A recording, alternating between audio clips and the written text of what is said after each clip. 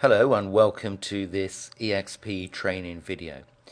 Now we're on the last chapter of our Express Notes, chapter 8, and this is all about corporate governance and ethics. So let's get going. First of all, what do we mean by business ethics? What do we mean by business ethics? Well, it's the concept of applying ethical values to a business scenario. Okay, so what do we mean by ethical values? Ethical values generally means the discussion whether something is right or wrong. Is it ethical? Is it right or wrong? Now, business ethics, remember, business ethics are how we apply ethical values to a business scenario. Business ethics are important for a variety of stakeholders, society as a whole, the employees. For example, employees will be or should be motivated to work in an ethical company. Shareholders, a sign of good ethics could result in a more profitable company. So that's good news for the shareholders. How do we determine whether something is ethical or not? First point, is it illegal? If something is illegal, then the chances are it's going to be unethical. Now, on the other hand, if something is legal, it doesn't necessarily mean that it is ethical. You can have a legal item, a legal activity, which is unethical. The next one, does it agree with an organization's code of ethics? So some companies, some organizations publish their own code of ethics. So to help us determine whether an activity is ethical or unethical, does it agree with an organization's code of ethics? Okay, looking at 42. Sorry, I mean page 43 rather. Well, 43 now. The next one, does it agree with a published code of ethics? Published code of ethics. Now, a very good one to have a look at, especially from a CIMA exam point of view, is let's look at the code of ethics that CIMA publish. You can, if you go to this link down here, you can get a hold of a copy of CIMA's code of ethics. But very briefly, 5 fundamental principles: integrity, objectivity, professional competence and due care, confidentiality, and professional behavior. Those are the 5 fundamental principles of CIMA's code of ethics. And if we have just a quick look at what each of these 5 mean. First of all, integrity. Being straightforward, honest, and truthful in all professional relationships. Objectivity. So being objective about things, not allowing bias, conflict of interest.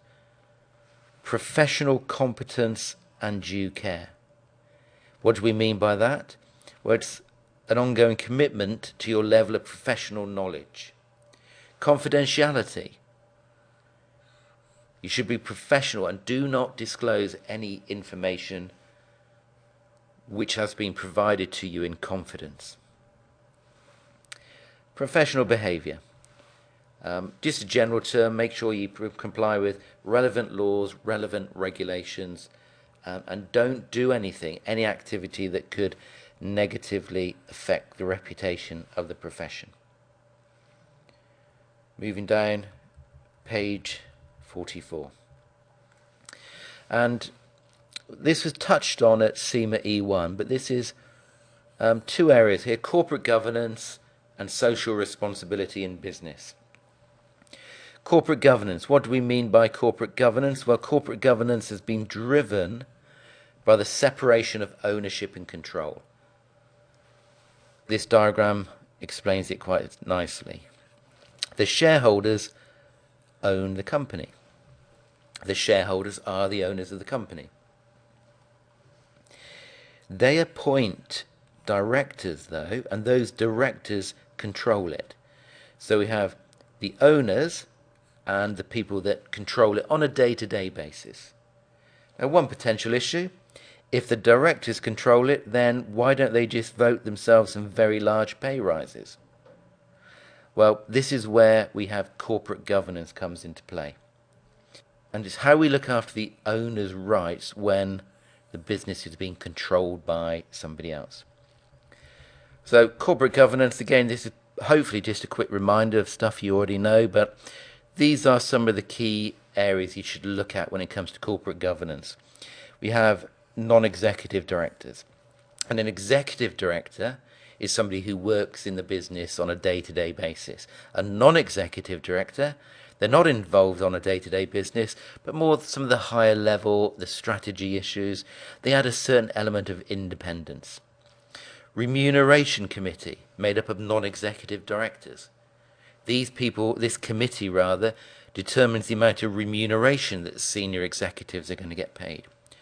Audit committee, acting as an interface between the company and the auditors. They ensure, for example, that auditors get paid a fair amount. And a public oversight, which gives the public an insight into the company. Okay, the final thing then, we've got corporate social responsibility. And it's, in simple terms, what is the company's social responsibility?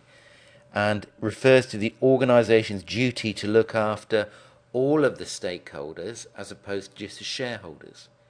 And what we've seen here, traditionally it was seen as a bit of a burden, a bit of a problem, a bit of a hassle. But now corporate social responsibility can be seen as a possible source of advantage. It can be a good news for the company. Okay, now that finishes this Express video course. I hope you've enjoyed it. What I would ask is if you've got any comments or any suggestions, any recommendations going forward, then please drop us an email, and it's info@theexpgroup.com. So any suggestions for the way forward, any thoughts, any comments, they're more than welcome. Finally then, I'd just like to say thank you for listening to these videos and good luck with your studies. Thank you.